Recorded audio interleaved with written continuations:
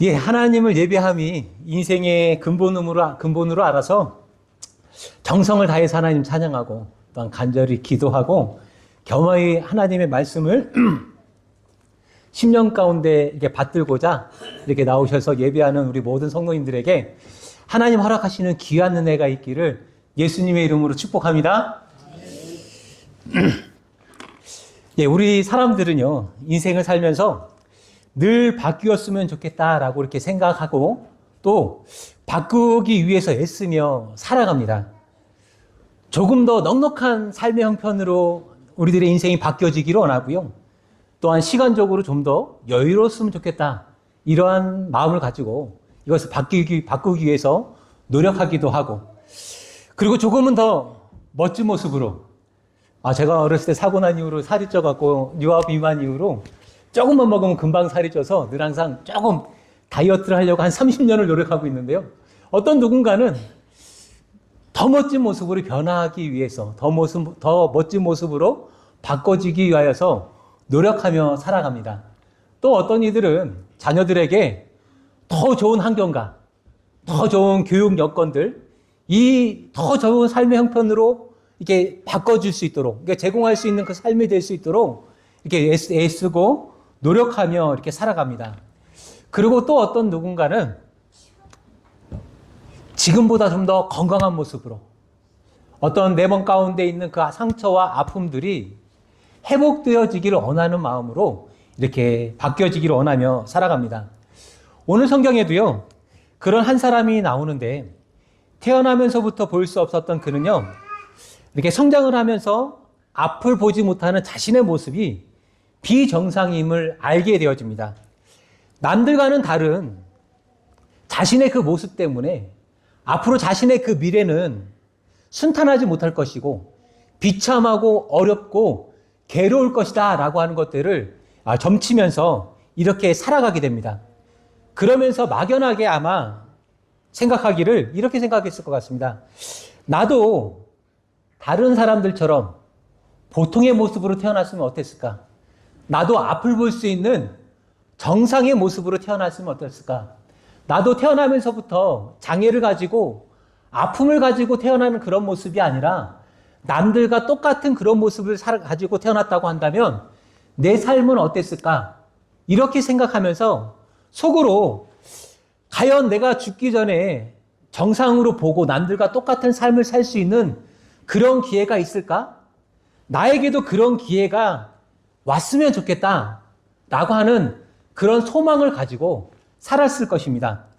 그러나 그는 나이를 점점 먹으면서 마음에 가졌던 그 소망은 마음속에 감춰진 어떤 이룰 수 없는 소망으로 끝나고 결코 이루어질 수 없음을 깨달았을 것입니다. 그러던 어느 순간 그냥 소망으로만 가지고 있었던 앞을 봤으면 좋겠다라고 했던 그 소망이 이룰 수 없는 소망으로 끝나는 것이 아니라 어쩌면 나도 앞을 볼 수 있는 그날이 나에게도 올 수 있겠다라고 하는 희망으로 바뀌게 됩니다. 그것은 뭐냐면 예수 그리스도에 대한 소문을 그가 듣게 되었고 예수님이 누구신지 귀로 듣게 되었다라고 하는 것입니다. 이 시간 예수님을 만나서 그 육신의 그 질병이 온전히 고침을 받고 그로 인해서 그 삶이 변화되어지고 그 삶이 온전해졌던 그 바디메오와 예수님의 그 만남의 그 사건을 통하여서 말씀을 나눌 때 바디메오에게 임했던 그 놀라운 은혜가 우리 성도님들에게도 임하기를 예수님의 이름으로 축복합니다. 아멘. 이럴 때 아멘 하시면요, 이게 아멘, 성도들에 비해서 큰 소리로 아멘이 나왔는데 이럴 때 아멘 하시는 분에게는 분명히 동일한 은혜가 갑절로 있을 줄 제가 믿습니다. 성경을 보면요, 우리 인생들을 향한 하나님의 수없이 많은 도움들이 나오는데 다윗의 경우를 보면요, 하나님께서 내가 너를 왕으로 세우겠다 이렇게 약속해 주시고요, 그 약속이 이루어지는데 아주 천천히 수십 년이 걸쳐서 아주 점차적으로 이루어지는 모습을 우리가 성경 곳곳에서 발견합니다. 이렇게 하나님의 약속이, 하나님의 그 은혜가 이렇게 점진적으로 천천히 이루어지는 경우도 있지만 또한 반대로 성경을 보면요. 하나님의 그 은혜의 사건들이 이렇게 느리게 되는 것이 아니라 주님을 만난 그 순간, 주님께서 허락하시는 그 순간 은혜의 역사가 한순간에 폭발처럼 팍 하고 일어나는 경우도 우리가 발견할 수가 있는데 오늘 이 바디메오에게 임했던 하나님의 은혜가 예수님을 만난 그 순간 기적처럼 한순간에 변화되어지는 그런 은혜가 그에게 임했다라고 하는 것입니다. 바디메오가 이렇게 즉시로 하나님의 은혜를 받아서 불가능할 것 같았던 그 삶이 온전히 변화되어지고 새로운 삶을 살 수 있었던 그 이유는 오늘 성경에 보니까요. 아주 심플하게 우리가 알 수 있는데 47절 단 한 가지 이유입니다. 47절에 뭐라고 하냐면 다윗의 자손 예수여 다윗의 자손 예수여 라고 하는 이 고백으로 인하여서 한순간에 그의 인생이 온전히 변하게 되었다라고 하는 것입니다. 우리 같이 한번 해보실까요? 다윗의 자손 예수여 나를 불쌍히 여기소서 다윗의 자손 예수여 나에게도 은혜를 허락하여 주시옵소서.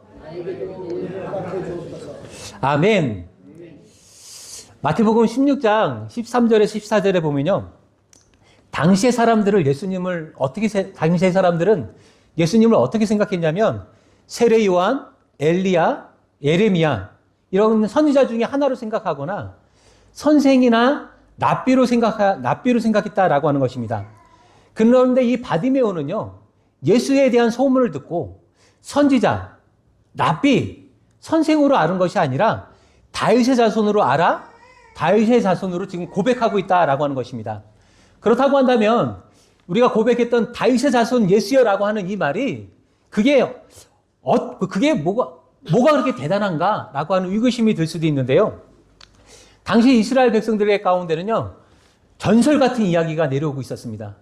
육체적으로, 영적으로, 정치적으로 핍박받고 있는 로마에 의해서 핍박받고 있는 다른 나라에 의해서 핍박받고 있는 자기들 가운데 하나님이 보내주시는 구원자 메시아가 나타날 것인데 이 메시아는 누구냐면 유다 지파 중 다윗의 자손으로 올 것이다 라고 하는 이런 전설 같은 이야기를 믿고 있었습니다. 전설이죠. 하나님의 예언이지만 그들 가운데는 반드시 하나님께서 이루어 주실 그런 예언을 가지고 있었습니다. 그렇기 때문에 이 바디메오가 다윗의 자손 예수여라고 고백하는 이 말은요. 예수여 당신은 나의 구원자입니다.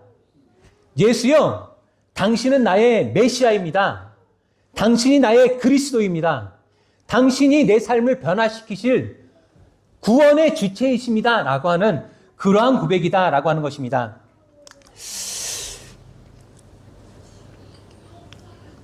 사람들은요. 떠진 눈이 있어서 예수님께서 행하시는 많은 일들을 직접 목격했습니다. 예수님께서 일으키시는 그 많은 기적을 목격하고도 불구하고 대다수의 많은 사람들이 예수님을 선지자로, 선생으로, 랍비로 이렇게 받아들이고 있을 때 그 무엇 하나 보지 못했지만 전에 들은 이야기지만 그럼에도 불구하고 바디메오는 예수를 나의 구원자로, 나의 메시아로 영접하고 그것을 입으로 고백하고 예수님 앞에 나아갔을 때 그 삶 가운데 하나님께서 절대로 이루어지지 않을 것 같았던 그의 그 소망, 앞을 볼 수 있는 그 소망을 이루어 주셨다라고 하는 것입니다.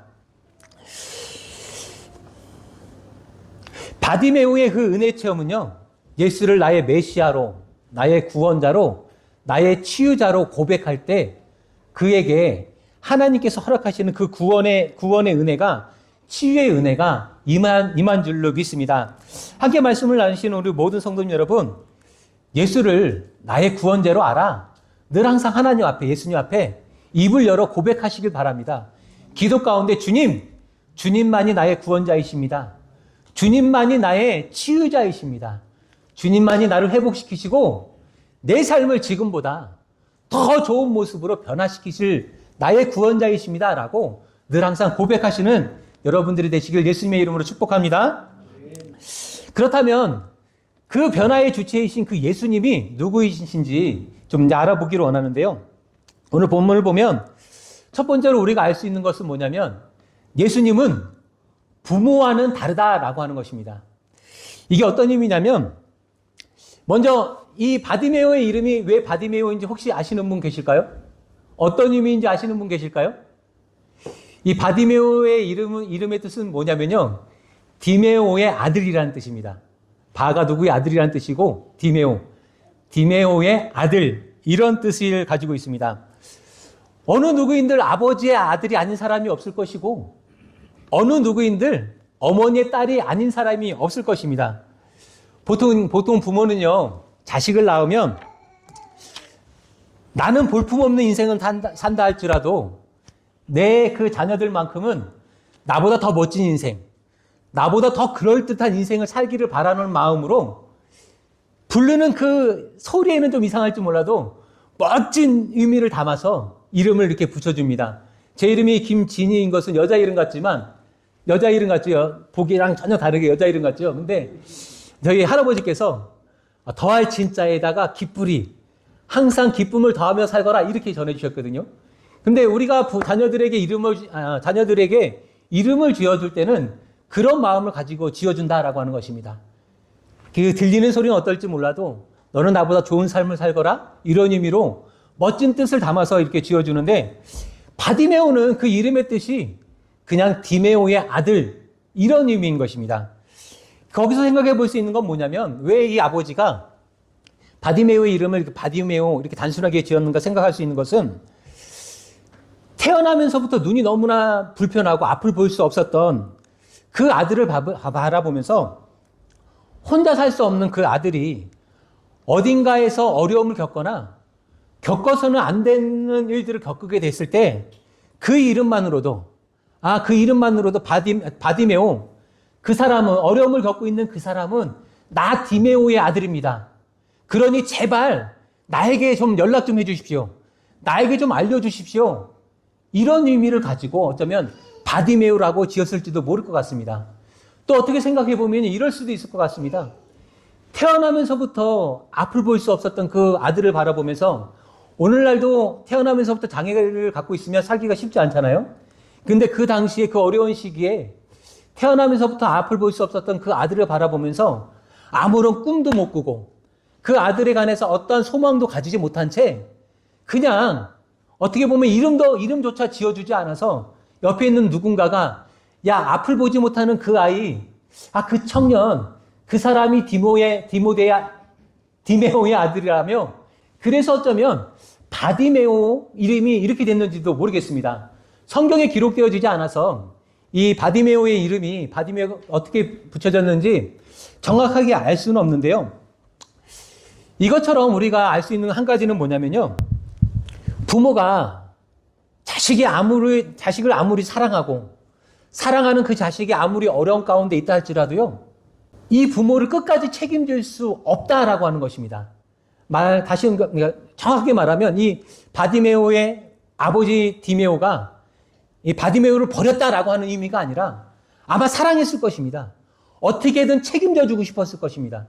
그럼에도 불구하고 바디메오의 소원인 앞을 보는 그 소원, 한 번쯤은 내가 세상을 봤으면 좋겠다. 우리 아버지의 얼굴을 보고, 우리 어머니의 얼굴을 보고, 우리 친구들의 얼굴을 보고 한 번쯤은 봤으면 좋겠다라고 하는 이 소원, 아무리 사랑하는 부모라 할지라도 그것을 끝까지 책임져 줄 수 없는 게 부모다라고 하는 것입니다. 그런데 이처럼 자식을 지극히 사랑하는 부모라도 해결해 줄 수 없는 것이 있고, 때로는 감당하기 어려운 상황이 되면요, 내 배 아파 낳은 내 자식이라 할지라도 그 자식을 포기하기도 하지만, 우리 아버지 되시는 하나님께서는 결코 포기하거나 버리지 않으신다라고 이렇게 약속해 주고 계십니다. 신명기 4장 31절 우리 함께 읽어보실까요? 신명기, 우리 하나님 여호와는 자비로운 하나님이시요, 주님께서는 여러분을 버리지도 멸망시키지도 않으실 것이요, 주님께서는 여러분의 조상과 굳은 맹세로 시지 아니하실 것이요. 아멘. 여러분을 버리지도 멸망시키지도 않으실 것이요, 자비 하나님은 버리지도 멸망시키지도 않으실 것이요. 아멘. 자기의 백성을 버리지 않으신다 약속하신 구절이 성경을 찾아보니까요. 한 22번 정도 성경에 나오고 있더라고요. 우리가 어떠한 상황이 있다 해도 결코 자신의 백성을 버리거나 포기함이 없이 끝까지 함께 하시며 선한 길로 인도하시는 아버지 하나님이 되심을 믿으시기를 바랍니다. 그 신실하신 하나님의 한없는 은혜가 우리 선한 이웃교회 가운데 풍성히 차고 넘치기를 예수님의 이름으로 축복합니다. 자, 두 번째로 변화의 주인이신 그 예수님은 사람들과는 다르신 주님이심을 우리가 알 수가 있습니다. 바디메오는요, 주님을 만나기 전에 어떤 삶을 살았냐면 사람들로부터 도움을 받아 살 수밖에 없었을 것입니다. 어려서 그의 부모가 건강하셨을 때는 부모로부터 도움을 받아 살았을 것이고, 아마 부모가 좀 연약해지고 아마 부모로부터 떨어졌을 때는 그를 불쌍히 여기는 사람들로부터 어떤 도움을 받아서 그 삶을 이어왔을 것입니다. 그러나 우리가 알듯이 사람들의 그 도움에는 한계가 있습니다. 모두가 그런 것은 아니겠지만 다수의 사람들은 기꺼이 바디메오를 도우려고 했을 것이고 그를 돕는 것이 마땅하다 여겨서 바디메오에게 동정을 베풀었을 것입니다. 바디메오는 사람들로부터 도움을 받아서 한 끼를 해결하거나 하루를 겨우 버텨내거나 이렇게 살았을 것입니다. 그럼에도 불구하고 많은 사람으로부터 도움을 받았음에도 불구하고 또 얼마간의 시간이 흐르면 굶주려야 했고 누군가의 도움을 구했어야 됐고 동냥을 하지 않고서는 살 수 없는 그런 삶이 반복되었습니다. 많은 사람이 그를 도왔다 할지라도 그를 돕는 우리 인간들, 우리 사람들에게는 한계가 있기 때문에 아무리 도움을 준다 해도 근본적으로 그 삶이 변화되어질 수는 없다라고 하는 것입니다. 지난주에 우리 노태봉 목사님과 함께 말씀을 나누었을 때 누가복음 7장에 나인성 가부의 그 독자 아들이 죽었던 그 말씀을 함께 나누었는데요. 나인성 가부의 그 독자 아들이 죽었을 때 많은 사람들이 이 가부에게 찾아와서 울지 말라고, 인생이 다 그런 것 아니겠냐고, 언젠가는 누구나 죽는 것 아니겠냐고 그렇게 다 위로하였을 것입니다. 많은 사람들의 그 위로는요, 많은 사람들이 힘내라고 하는 그 위로는 약간의 어떤 위안이 됐을지는 모르겠지만 근본적으로 나인성이 가부의 이 슬픔을 변화시킬 수 없었습니다. 그냥 위안으로 끝났을 뿐입니다. 그런데 우리 주님의 그 말씀은요, 사람들의 위로와는 다릅니다. 많은 사람들이 울지 말아라 라고 말했을 때 그 위로는 위로로 끝났지만 우리 예수님께서 나인성 가부에게 말씀을 찾아오셔서 울지 말거라 말씀하셨을 때 그 여인의 그 삶은 변화되어졌습니다. 예수님의 그 말씀은 실제적으로 더 이상 그녀가 울지 않아도 되도록 그 독자 아들을 살려주셨다라고 하는 것입니다. 이럴 때 아멘 하시면 동일한 은혜가 그에게도 있을 줄로 예수님의 이름으로 축복합니다. 우리 예수님은요, 사람하고는 다르죠. 우리 주님의 그 말씀은 사람의 말과는 다릅니다. 주님의 말씀에는요, 세상의 모든 것, 사람의 생과 사와 하와 복과 또 천지 만물을 주관하시는 그 능력이 그 말씀 가운데 깃들어 있는 줄로 믿습니다. 아멘? 여러분 안 믿으세요? 주님의 그 말씀에는 세상을 주관하시는 하나님의 그 능력이 깃들어 있는 줄로 믿습니다. 우리 여러분은 옆에 분에게 한번 말씀해 주실까요? 고개를 돌려서 옆에 분에게 뭐라고 말씀해 주시냐면 하나님은 사람과 다릅니다. 하나님은 모든 상황, 모든 형편 바꿀 수 있으십니다. 한 번 더 할게요. 하나님은 사람과 다릅니다. 하나님은 모든 상황, 모든 형편 바꾸실 수 있습니다. 여러분들끼리 시작. 하나님은 사람과 다릅니다. 하나님은 모든 형편, 모든 상황 전부 다 바꾸시는 주님이신 줄로 믿습니다. 아멘. 자, 세 번째로 주님은요, 세상과는 다릅니다. 우리가 이 땅에 살면서 어려운 일을 겪게 되면요, 그 어려운 일 자체도 상당히 어려운데 때로는 더 힘들게 하는 게 뭐냐면 어려운 일을 겪고 있는 나의 모습을 바라보는 주변의 시선들, 주변의 반응들이 우리를 더 힘들게 하기도 합니다. 예전에 무슨 일이 있어서 좀 아팠는데 고등학교 친구 집사가 뭐라고 하냐면 너 이놈의 새끼 목에 똑바로 안 해서 아픈 거 아니야? 이런 얘기를 하더라고요.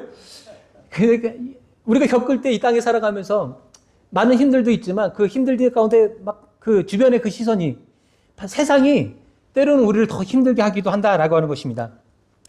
요한복음 9장 1절에 보면요. 당시에 이스라엘 사람들은 이 바디메오 주변의 사람들은 태어나면서부터 소경이거나 앞을 보지 못하거나 장애를 가지고 태어난 사람들을 어떻게 대하냐면 이 사람이 태어나면서부터 장애를 갖고 태어난 것은 본인에게 큰 죄가 있거나 부모님이나 그 조상이 엄청난 죄를 지어서 태어나면서부터 하나님의 저주를 받아서 그는 태어나면서 하나님 앞에 벌을 받아서 장애를 갖고 태어났다. 이렇게 인식하고 있었습니다. 그러니까 바디메오의 경우에 태어나 보니까 내가 원한 것 아니고 앞을 못 봤을 뿐인데 태어나면서 그 이유로 인하여서 사람들에게 손가락질 당하는 죄인이 되어버린 것입니다. 보지 못하는 것만으로도 억울하고 힘들어 죽겠는데 마주치는 모든 사람들이 저놈은 죄인이야. 죄가 있어서 하나님 앞에 벌을 받아서 태어나면서부터 저렇게 앞을 보지 못하고 태어났겠지. 이렇게 그를 정죄했다라고 하는 것입니다. 그래서 바디메오가 예수님을 부를 때 많은 사람들이요. 그를 업신여기고 거친 손으로 그를 미치면서 주님께 나오는 것을 저지하고 거친 말로 죄인인 네가 어딜 예수님 앞에 나오느냐라고 그를 꾸짖었다는 것입니다. 그런데 우리 주님은 다르십니다. 많은 사람들이 어디를 알 수 없는 그것으로 인하여서 그에게 손가락질하고 알지 못하고 손가락질하고 죄인이라고 정죄할 때 주님께서는 그를 기꺼이 받아주셨습니다. 그의 부르짖음을 들으신 주님께서는 바삐 가시던 그 발걸음을 멈추시고 그의 소리에 그의 말에 귀를 기울여 주셨습니다. 세상은요, 우리를 바라볼 때 우리의 그 조건에 따라서 우리를 대하는 것이 달라지거나 우리의 그 대함이 내가 얼마나 나은 형편에 있는가에 따라서 상대하는 것이 많이 달라지기도 합니다. 그런데 우리 주님은 결코 그렇지 않다라고 하는 것입니다. 주님께서는요, 인간적인 조건을 바라보지 아니하시고 인간적인 조건을 따지는 것이 아니라 단 한 가지만을 바라보시는데 그것이 뭐냐면 52절에 내 믿음이 너를 구원하였다라고 하셨던 이 말씀을 보면 우리 주님은 믿음 한 가지만 바라보신다라고 하는 것입니다. 내가 과거의 모습이 또는 현재의 모습이 아무리 어렵다 할지라도 아무리 비참하다 할지라도 내가 과거에 어떤 죄를 지었던 그것과 상관없이 내가 과거에 어떤 죄의 모습으로 살아왔던가 이것과 상관없이 우리가 믿음을 가지고 나아가면 주님께서는 그 믿음만을 바라보시고 죄인이었던 저희들의 그 죄를 용서해 주시고 새 사람으로 만들어 주시고 어려운 형편에 있던 그 삶을 주님께서 기뻐하시는 그 모습으로 변화시켜 주시는 주님이시다라고 하시는 것입니다. 사랑하는 우리 성도님 여러분, 여러분들이 주님 앞에 보이실 것이 과연 무엇이 있겠습니까? 인간적으로 따져보면 가지고 있는 많은 자랑거리 될 수 있습니다. 놀라운 학력, 자랑거리 될 수 있습니다. 또한 좋은 성격들이나 사람들한테 많이 베풀었던 어떤 인정들, 자선들 하는 것들, 이 모든 것들 드러낼 수도 있을 것입니다. 그러나 주님께서 진정으로 기뻐 바라보시는 것은 이 모든 것들이 아니라 우리가 하나님 앞에 내어 보이는 그 믿음만을 바라보시는 주님이십니다. 사랑하는 성도님 여러분, 다른 것이 아니라 예수님 앞에 신실된 여러분들의 그 믿음을 내놓아 보일 수 있는 우리 성도님들이 되시기를 다시 한번 예수님의 이름으로 축복합니다. 우리 옆에 분에게 다시 한번 마지막으로 말씀해 주실까요? 짧게만 할게요. 옆에 분에게 뭐라고 말씀하시면 주님은 믿음만 보십니다. 그래서 믿음이 중요합니다. 아멘. 예, 말씀을 읽겠습니다.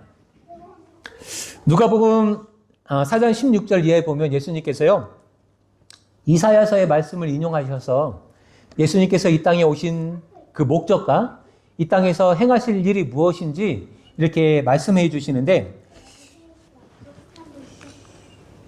우리 누가복음 4장 18절에서 19절만 함께 읽어보실까요? 함께 읽겠습니다. 이것은 하나님께서 내게 기름을 자에게 복음을 전파하게 하려는 것이다. 포로들에게 자유를 선포하고 못 보는 자들에게 달수 볼 수 있음을 선포하고 억눌린 사람들에게 해방을 선포하려고 나를 보내셨다. 주님의 은혜의 해를 선포하라고 하셨다. 아멘. 주님께서 이 땅에 오셨던 그 이유를 뭐라고 설명해 주냐면요. 가난한 자에게 복음을 전파하기 위해서 이 땅에 오셨고, 포로된 자에게 자유를 주시기 위해서, 눈먼 자를 보게 하시기 위해서 이 땅에 오셨고, 눌린 자들을 자유롭게 해주시기 위해서 이 땅에 오셨다. 이렇게 말씀해 주고 계십니다. 이러한 것들을 우리에게 베풀어 주시는 게 예수님께서 이 땅에 오신 목적이다. 이렇게 말씀해 주고 계십니다. 그리고 이러한 은혜를 우리 성도들에게 베풀어 주시는 그 이유를 뭐라고 설명하시냐면, 주님의 은혜를 세상에 은혜 입은 우리가 전파하게 하기 위해서 이러한 은혜를 먼저 베풀어 주시겠다. 이렇게 말씀하고 계시는 것입니다. 오늘 본문 52절도 함께 읽었으면 좋겠는데 제가 어떻게 돌아갔는지 몰라서 52절 마지막으로 함께 읽습니다. 예수님께서 가거라 내 믿음이 너를 낫게 하였다 말씀하셨습니다. 그 즉시 그는 보게 되었고 예수님을 따라 나셨습니다. 아멘. 어떻게 되었다고요? 바디메오가 어떻게 되었다고요? 보게 되었고 예수님을 따라 나서게 되었다. 이렇게 말씀해 주고 계십니다. 바디메오의 삶이 변화되어서 이제는 더 이상 누가 인도에서 데려다 주는 그 자리에 앉아서 남의 도움을 구하는 자가 아니라 이제는 일어나서 스스로의 힘으로 예수를 쫓는 삶이 되었습니다. 그는 예수를 쫓아가면서 만나는 자마다 신이 나서 자신의 그 변화된 그 삶을 자랑하였을 것입니다. 은혜를 입어서 예수를 쫓아 살며 그 은혜를 증거하고 사람들 가운데 은혜 받은 그 사실을 증명하는 삶, 이것이 바로 예수님께서 우리에게 원하시는 삶이다라고 하는 것입니다. 예수님께서는 우리가 이 땅 가운데서 하나님의 은혜 입은 그 사실을 증명할 수 있는 증거자가 되게 하시기 위해서라도 언제라도 우리 가운데 함께 하셔서 우리들의 그 삶을 변화시키시기를 원하시는 주님이신 줄로 믿습니다. 부모와는 다른 참사랑의 하나님, 사람과는 다른 능력의 하나님, 세상과는 다른 공평의 하나님은 오늘도 우리의 삶을 변화시키시기를 원하십니다. 바디메오의 삶이 변화된 것처럼 이곳에 있는 우리들의 그 삶도 하나님을 증거할 수 있는 모습으로 변화되어지기를 원하십니다. 오늘 이 바디메오의 사건이 성경에 기록하신 그 이유는요, 바디메오와 같이 우리들의 그 삶도 얼마든지 변화될 수 있음을, 오늘날 우리들의 삶에도 얼마든지 기적 같은 변화가 일어날 수 있음을 알려주기 위함인 줄로 믿습니다. 사랑하는 성도님 여러분, 예수님은 우리가 주로 인해서 고침을 받고 변화되고 바뀌어지기를 원하시는 주님인 줄로 믿습니다. 하나님의 그 크신 은혜와 돌보심이 우리 선한 이웃교회와 우리 교회에 속한 모든 가정과 우리 모든 성도님들에게 이 시간으로부터 영원토록 차고 넘치기를 예수님의 이름으로 축복합니다. 기도하시겠습니다.